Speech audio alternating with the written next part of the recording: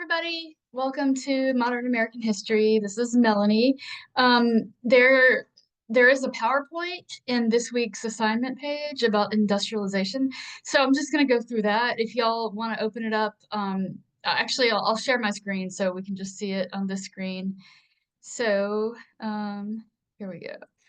Okay, so the topic is industrialization, kind of on a global scale. Did that work? Okay. So there is not a specific start date or end date to this, of course, because different parts of the world industrialized at different times. So this just kind of this information applies to any industrializing country. They kind of go through the same steps. But before we look at that, first just look at what led to industrialization in Europe. Like, why was Europe the first part of the world to industrialize? So when we talk about industrialization, that means that society is no longer fully based on farming. So a farming society would be an agrarian society. As countries begin to industrialize, they become industrialized societies. So, of course, it doesn't happen all at once, but that's just kind of how um, they transition from primarily farm-based to industrial or having industrial capacities. So why did this happen first in Europe? And specifically Great Britain. So I listed some things in this PowerPoint that Great Britain had that were very necessary for industrialization. They just happen to have like all the necessary components. So another another reason why Europe was quick to industrialize is because of they had a lot of surplus food, and the way that surplus food relates to industrialization is that if there's enough food to go around without everyone having to grow food, then some people can learn other trades or find other ways of making a living. Not everybody has to grow food. And because of the potatoes, so potatoes came from um, like Latin America, South America originally. But when Columbus reached what he called the New World, there were that became the beginning of an exchange between like a New World, which was the Americas according to the perspective of Europeans, and the Old World, which was Asia, Africa, and Europe. So as Columbus started integrated contact between these two parts of the world, a lot of trade began. And one of those things that came from the old world were potatoes. And y'all probably all heard about like the Irish potato famine. Well, that's just an example of how important potatoes were to the diets of Europeans. And potatoes are very easy to grow, and they provide a lot of calories. So this kind of led to a population explosion because there was more food than was needed. And because there was more food than needed, some people began to look at other ways of, making a living. So that is necessary. That is a necessary step in order to become an industrialized country, just food surplus. Another reason why European countries kind of led the way is because of slavery. Slavery was very profitable for Europe and also, of course, like the United States. And this slavery provided the wealth that industrialization needed in order to start building factories and to start making industry. So if you look at the first bullet point here, why did Great Britain, industrialize first? They had 5 necessary things. The first one is capital, meaning money, and a lot of that came from the slave trade. Another reason Great Britain led the way was because they were the first to kind of create the idea of a corporation, and the best known British corporation was the British East India Tea Company. And that you may have heard of that company if you've learned American history, because when the Boston Tea Party happened in the 1770s, the tea that the colonists threw overboard was tea from the British East India Company. So they had become very wealthy. And they were the first to well, the Dutch also had a version of this, but the British one was much more important. They were the first, along with the Dutch, to create multinational corporations. And that means a corporation that exists in more than one country. And in this case, with the tea, for Britain, the tea came from India. And but the British manufactured it and made it into tea bags and then sold it. From the British East India Company sold it. So you have like tea coming from one continent going to another continent. So it became a multinational corporation. Britain also had a lot of new technology. And as other countries started to industrialize, they kind of started in the same way as Great Britain did, meaning that the first industries were textile industries. They produced clothing and cloth. And they were initially powered by water and then steam. So it was important to have a source of like reliable water power. In England, Britain had that. So just to clarify, Great Britain includes England, Scotland, Wales, and Northern Ireland. So at the time, Great Britain included all of Ireland, not just Northern Ireland, but it's those four, 3 or 4 countries, depending on when you're looking at it. So that's why it's different from just England, which is just England. Okay, so some of these new technologies, of course, we've already kind of talked about water power. New England ended up being a prime site for a lot of water power factory industries as well. Steam power came along next, and it was really important, especially in a place like the United States, because if you're just traveling on the rivers, you can only go in one direction. You can only go like from upstream to downstream, which means you can only go from the interior of the continent to the ocean. So that was the only direction that people could go for a long time when trading things. But when steam power was developed in um, mid to late 18th century, it allowed boats to travel in the opposite direction. So now you could have products coming from the oceans and going into the interior of the country. It could move both ways. Um, Standardization was another aspect that really helped push industrialization along. And this one's pretty easy to understand. If you're going to try to mass produce products, you need to have some sort of standard size, there has to be agreed upon standard.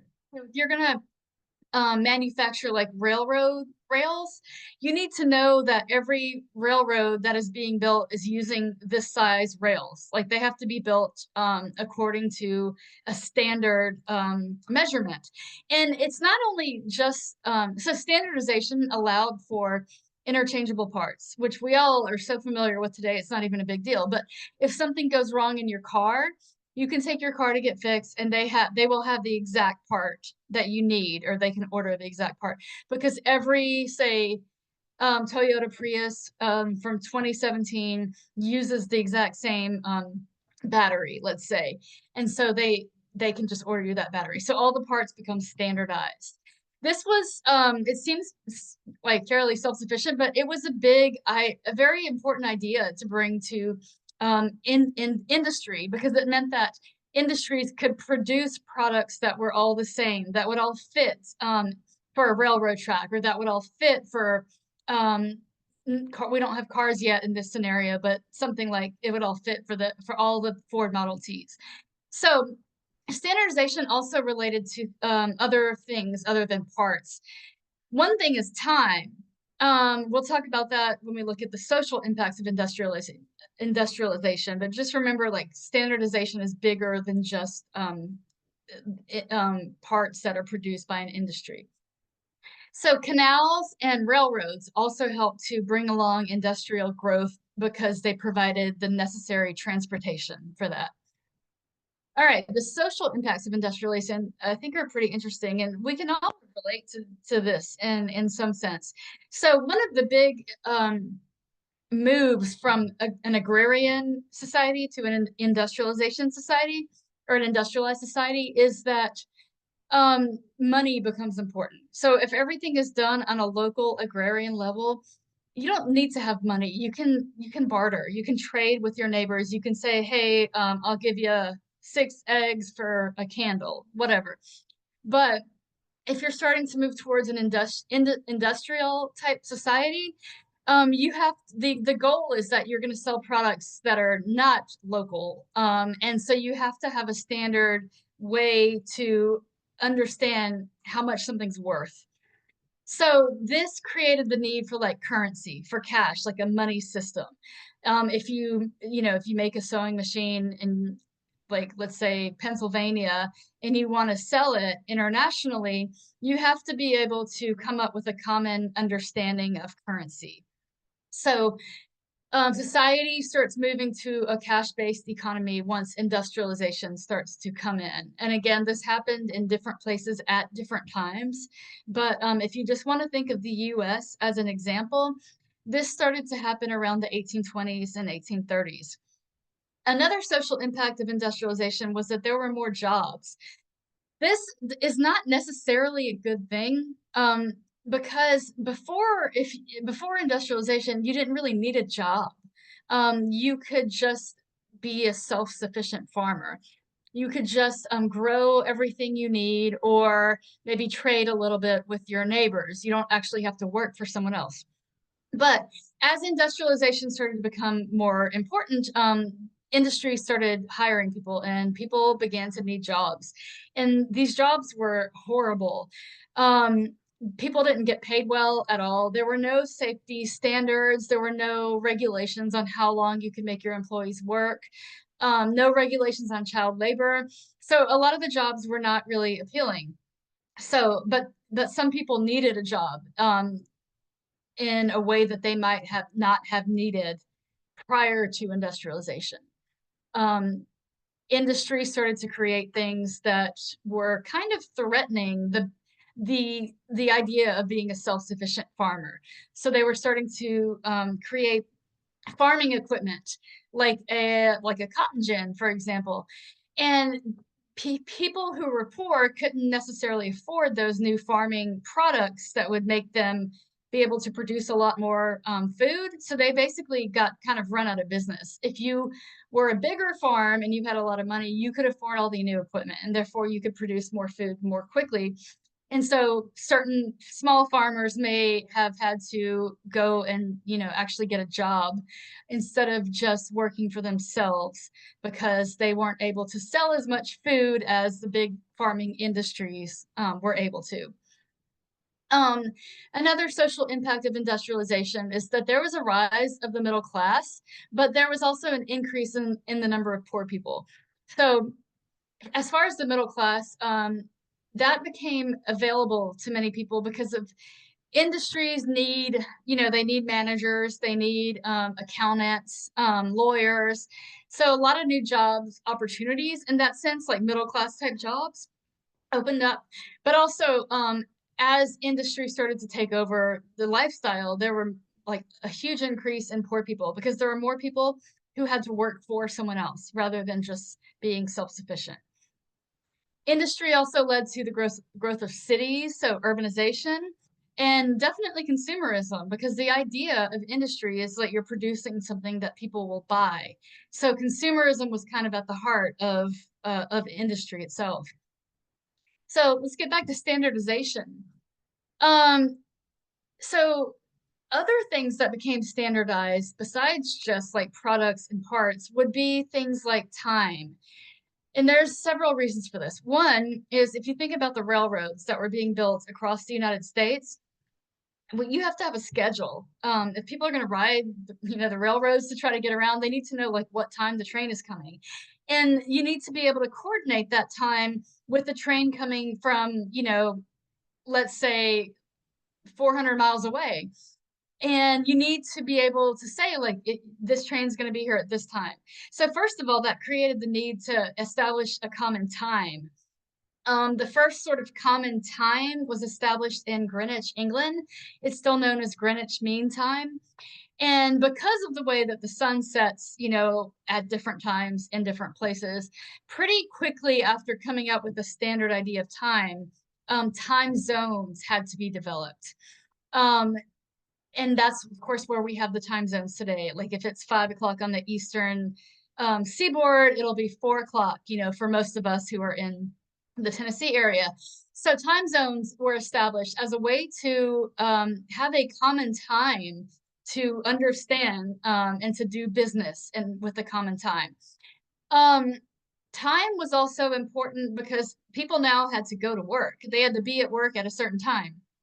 And this was something new. If you were a farmer and you were just self-sufficient, you didn't have to worry about like what time it was, because when the sun rose, you would get up and go to work, and when the sun set, you would generally be done.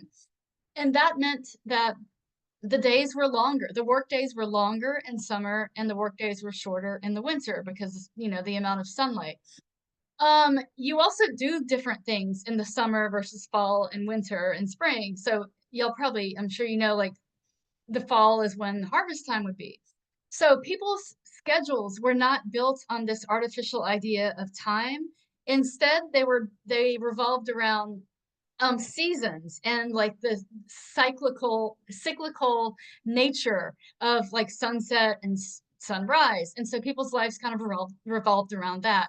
So they would do different things in the summer versus winter. And in the winter, when the work days were shorter, they would spend a lot more time indoors, of course, because it was freezing. But one of the results of this sort of nature-based pattern was that childbirth had a very almost expected pattern as well.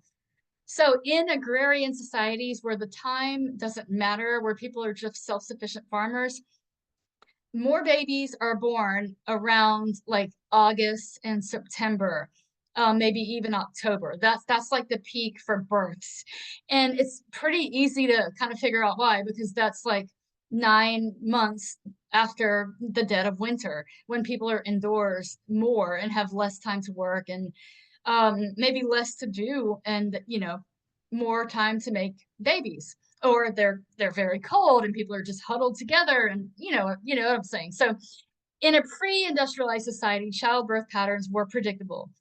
But as society started moving towards industry, that predictability diminished. And now there's no sort of peak time for childbirth in industrial societies, because everything's the same all year round. You still have to be at work at 6 or 6:30 or whatever, hopefully not that early, and you still get off at the same time, even though um, at 5 p.m. when people get off work in the winter, it's dark, whereas they get off work in the summer in 5 p.m. and there's still daylight. So it's all about the clock rather than the cycles of nature.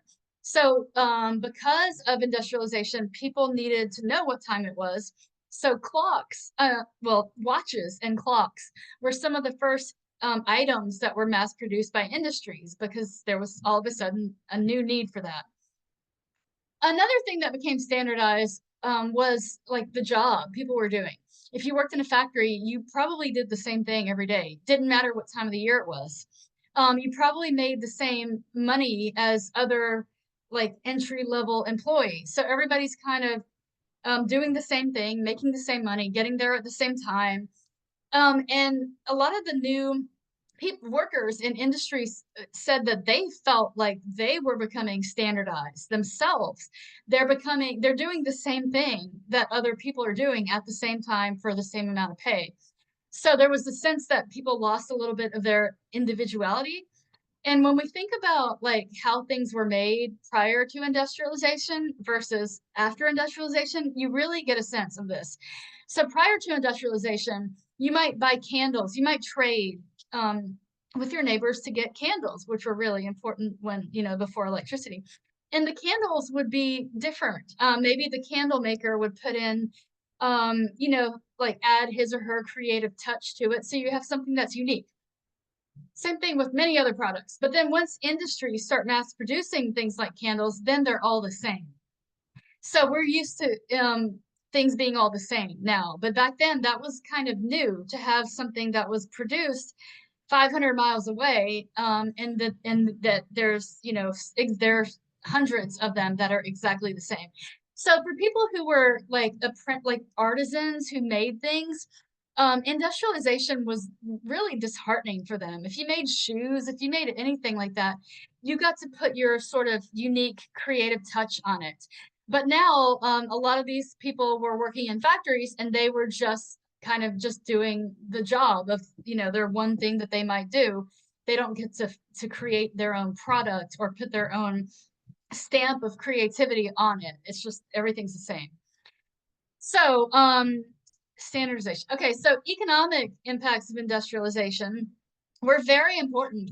One of the economic impacts of probably the most important was just capitalism. Capitalism became a way of life throughout industrialized nations. Slavery really kind of built off of the idea of capitalism in the worst possible way, that you could actually look at people as being commodities to be bought or sold. So that's just the worst example of capitalism. But in other areas, capitalism tended to motivate people to create new products and make them cheaper and just be competitive. So in the sense of like a place like the United States or England that was already industrialized by the 1820s and 1830s, capitalism was already an important way of life. People were becoming accustomed to making a profit and selling things and buying things. So the model that the U.S. and Great Britain use for capitalism was kind of based off of The Wealth of Nations, which was written by a guy named Adam Smith. He was Scottish, and he wrote The Wealth of Nations sometime in the mid 1700s. And he's arguing that capitalism was a really good thing because it motivated people, again, to make the best product and to sell it for the cheapest price possible. It also, this idea that Adam Smith laid out in The Wealth of Nations was also telling governments to not restrict the economy, to not restrict capitalism. And what that meant was that they weren't going to put laws on industries.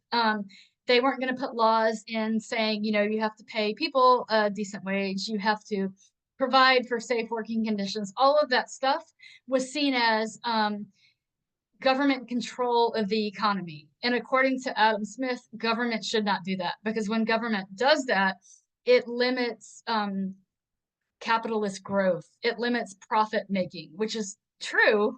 But I think a lot of us would say that we still want some sort of regulations on it, because during this period of like the mid around the 1820s and 30s, that's when people started getting really wealthy, and a lot of that had to do with the fact that there were no government regulations on anything that was seen as the economy.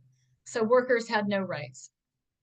As some countries started to industrialize and others didn't, this led to a big wealth stratification between countries. Some countries became really powerful and wealthy, and it allowed them the power to take control of other countries that had not industrialized yet. So industrialized nations were kind of gave themselves the power to take over the world. Industrialization created a need for consumers, meaning people to buy the stuff, and also a need for more raw materials. So these were two reasons why industrialized nations felt like they needed to conquer other nations. And this is called imperialism, when one nation takes over another nation. And of course, that happened a lot. England had a lot of colonies. So when we talk about a country having colonies, that's what that means, that they've taken over other countries and made them their own, made them their colonies. And as y'all know, the first, like the 13 British colonies in North America, where we now live, that was a colony of England. And the whole point of England creating these colonies was to benefit their need for, one, consumers, people to buy things like their tea from the British East India Tea Company, and two, they would be able to get more raw materials from their colonies. So things like cotton, for instance, could be taken, or could be taken from the southern colonies as a way to provide cotton to textile industries in England. And England would buy the cotton from um, some of the slave colonies like Mississippi, and they would use that cotton to make manufactured items like clothing. And then the colonists would buy the clothing back from England. So basically, England is using was using the American colonies for the cotton, and then they were also using the American colonies as a market of people who would now buy the finished product, the clothes. In India, India was another huge important colony for Great Britain. The British in India did a very similar thing, so that they made the Indians grow tea and opium, and then they bought those products from India because India was their colony. You know, the Indian people had no choice in the matter. So they bought those products from India, and then they made things with them like tea bags that you could sell, or again, clothing, or a number of other things. And then they would sell those finished products back to people in India. And think about the effect that this would have. It prevented countries like India from creating their own industries because they were under the rule of England, and England could control, what they were doing. And they didn't want the Indian people to develop industry because it would compete with British industries. They wanted Indian people to buy goods that were made in Indian or in British industries. So they were able to say to India, no, you cannot industrialize. You can't produce your own, create your own factories and make your own clothes. So it kept colonies in a weak position. If you were living in a variety of different African or South American countries at this time, you would probably be a colony of England or Germany or France or Spain, and they would be able to control your economy and say, we don't want you to industrialize. We want you to buy our products. All we want you for is to get raw materials, different types of things coming from different places. And then we want you to be forced to buy our product. And when I say forced to buy our product, all I mean is that there were no other options. If people in India wanted to buy tea bags, they had to buy it from the British East India Tea Company because they had a monopoly on tea in India and in the British 13 colonies that we now know as the United States. And so that was one of the reasons why the colonists dumped the tea in the 1770s. They didn't want to be forced to buy British tea. They wanted to be able to make their own and make a profit off of it, sell it for cheaper, and just be able to develop their own industry. So this industrialization made these powerful industrialized countries feel the need to take over other parts of the world for resources and for customers, or we could say consumers. Another impact of industrialization was that multinational companies began to get really powerful. So the British East India Tea Company, again, is sort of the model for that. There were other companies that were becoming powerful, but they had so much power that they began to take over the government. And again, I'm going to use the example of the British East India Tea Company. When the colonists in the mid 1700s were told that they had to, they could only buy tea from the British East India Company, this was because the British East India Tea Company had a lot of control over England's laws. So they had a lot of control in Parliament, which is like England's version of Congress. A lot of people who were in Parliament owned shares in British East India Tea Company. So they wanted to make sure that the company profited and thrived. So this is the kind of what happened. If you own part of a company and you're in the lawmaking body known as Parliament, you're going to pass laws that make that company profit. And so Parliament passed a law saying that the colonists in these 13 colonies cannot produce their own tea and cannot buy tea from anywhere else. And normally you would think, like, why would the government of England care about making money for this company? And the reason is because a lot of people who owned part of the company were the same people who were making the laws. So as other corporations started to grow, the same thing started to happen. The companies, the corporations would have control over their own government. They would have more power in their country than the government does. In the United States, the way this happened was mostly through railroads. As railroads were being built, it was super expensive to build a railroad. And so railroad corporations began to form and they needed money. So they would sell shares of their stock to members of Congress for a very discounted price, because they wanted members of Congress to own part of their company so that those members of Congress would create legislation that would help the railroads profit. So an example of how this happened in the US was that some members of Congress were actually given free shares in a railroad corporation. And so many members of Congress were like connected to, how well the company did. So they passed laws that prevented the government from having any control over the railroads. They passed laws that removed Native Americans from their homelands, so that the railroad company could buy that land and build a railroad through it. So you have really like the government doing what the corporation wants it to do, because they're not separate anymore. The government and the corporation have a lot of overlap. So again, it just gave corporations too much power.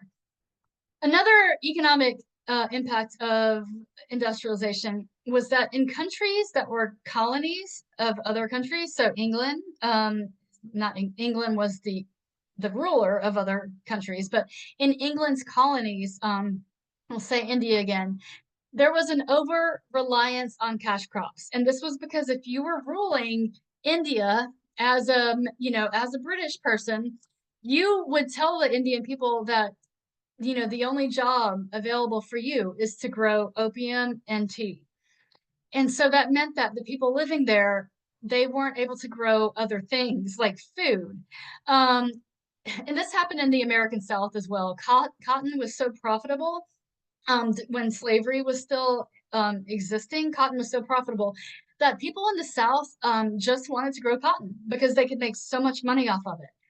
The problem here is that when cotton no longer became profitable because of the end of slavery and other factors as well, they didn't know how to do anything else in the South. They hadn't really been growing food on a large scale, because the people who owned the big plots of land, the plantation owners, all they want to do is grow cotton. In India, people were only allowed to grow opium and tea. And so whenever there became maybe a problem with the opium market or the tea market, and all of a sudden, like, it wasn't profitable to grow tea anymore, the people there, they had no capability to do anything else. They had not been allowed to sort of develop their own sort of sustainable food industry, because England was saying, all you can do is grow what we want you to grow. So this was a really big problem. And as a lot of countries became colonies of industrialized nations, they began to fall into this pattern of only growing one thing, not being able to create their own industries because they're not allowed to, and also having to buy products made in England or in Spain or whoever was the colonial with power. They would have to buy their products. So that's why even to this day, countries that were previously colonies don't usually have a lot of industry, and they're usually poor to this day, because when England and other countries had control of, like, let's say African countries, their only desire was to make a profit off of those countries. So they would take all of the raw materials and anything that was valuable, like gold and diamonds. They would take all of that from their colonies, which means that the people who live there now don't have the wealth that used to be like under their ground in their country. That has all been removed and stolen. So they're still feeling the repercussions of it today.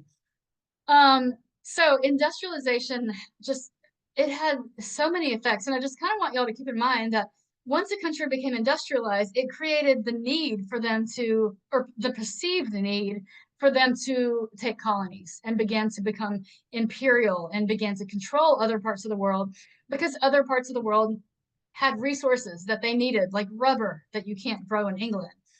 Um, Industrialization had massive political impacts as well. And I will pick up there next week because we're going to be talking about some of these impacts in the following week. So thank you for listening. Uh, let me stop recording.